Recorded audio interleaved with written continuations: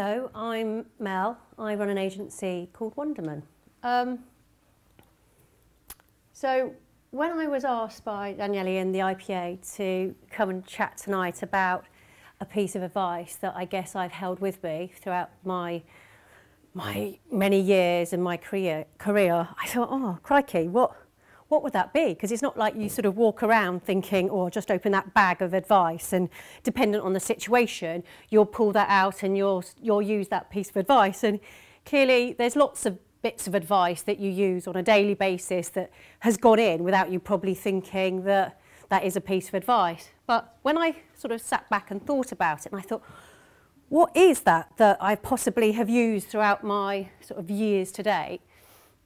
I thought probably the piece of advice that I've used without someone telling me that they've given me that is tell it like it is. And that's probably because of my family. So there's a really horrific photo of me looking, I'm so not that big. I absolutely think I'm like a size 6, and then I look at that and I think, no, I'm not.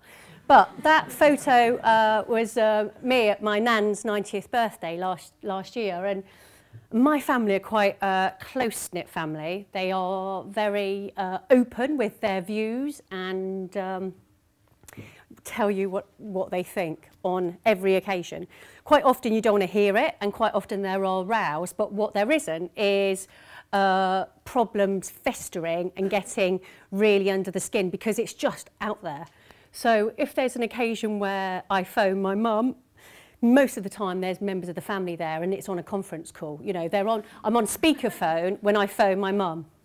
So I guess that way of dealing with people has probably been with me since I was a kid, without necessarily knowing that that's what I am and that's what I do. This is me in my 20s. I was looking for a photo last night and I couldn't, so I thought, that is me. So I put Cameron Diaz in there, thinking that that was me in my 20s. I know it's not.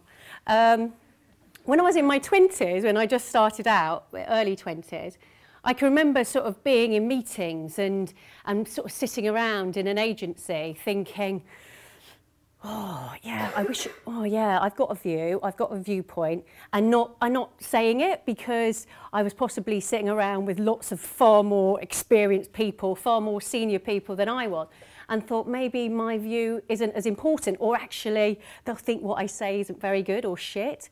So I was probably not that confident at the beginning, and you realise quite quickly that actually it is important what you say. I know that's possibly not necessarily tell it like it is, and that's possibly a bit more believe in yourself and a bit of confidence, but I thought I'd just force it in there. But I think tell it like it is probably sort of does fit slightly, because if I look around now and I'm in meetings with people from the agency, and most of the time people in their early 20s have got a better view on life than somebody of my age, and their experiences with audiences, with products, with channels are probably more in tune.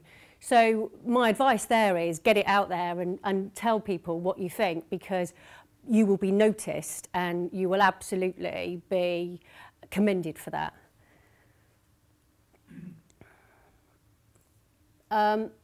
Probably following on from that, and it's a similar point really, being in those sort of sessions at an early age, sort of sitting around looking at work and thinking, oh, actually, I've got loads of thoughts here.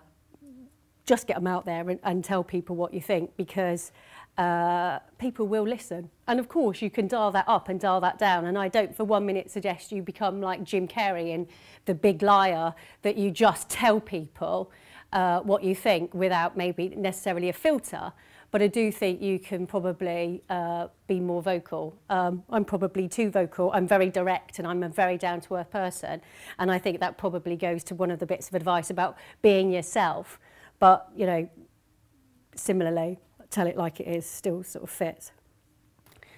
I'm not going to go into my relationship with Natwest, but this was a situation in my life when I was an account director, and the agency I worked at the time had just won everything everything through the line, a whole lot for Natwest. It was called the Natwest Village, And I can remember that, you know, everyone was really excited. It was a big piece of business. It was millions and millions of pounds. But of course, obviously, for quite a lot of clients, they didn't necessarily decide that that was the agency they wanted to work at. So for me as an account director, I was all really excited. I'd been sold the Natwest Village. Oh, yeah, great. Lots of things. There's going to be a pool table. Brilliant. Yeah, bar. Brilliant.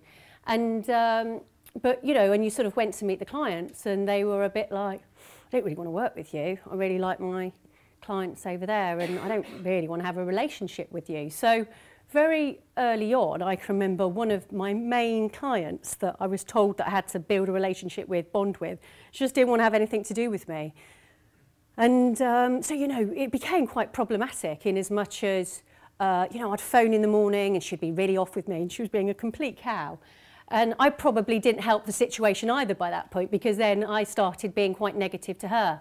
And it got to that point where I just thought, I'm actually hating my job.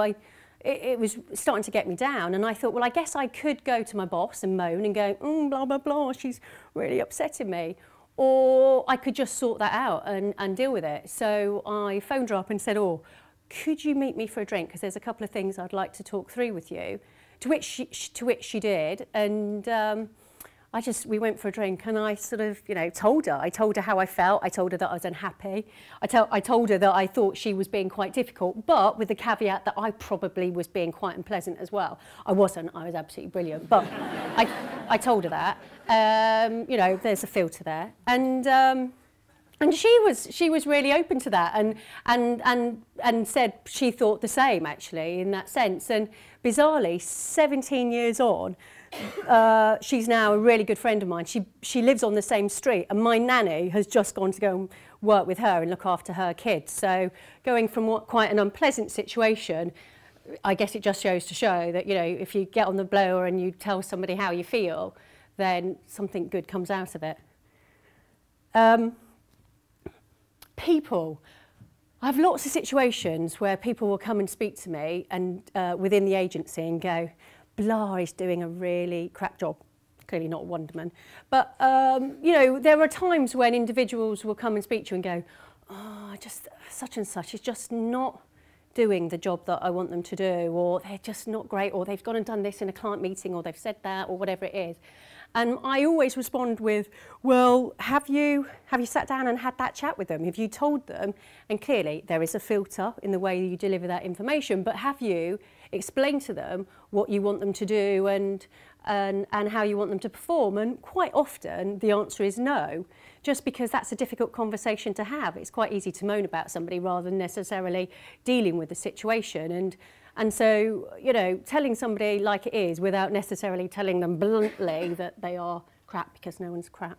But that sort of conversation, I think, quite often doesn't happen. So I'm definitely of the type of person that if somebody is underperforming, tell them, because then at least they can change rather than getting to a situation where you have to go, you know, it's not working out. Try and sort it and solve it. And then finally, clients. Clients buy people at the end of the day. They buy the individuals that they meet and what they bring to the party. And I think, you know, the clients you want to work with are the ones that want to listen to what you say and how you work with them.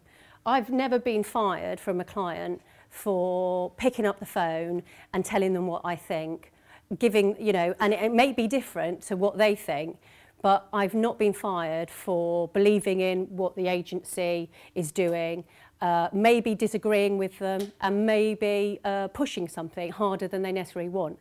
I have been fired, however, from clients whereby we've not done anything, and we've just listened to what they've said, and we've just basically gone and done what they've said.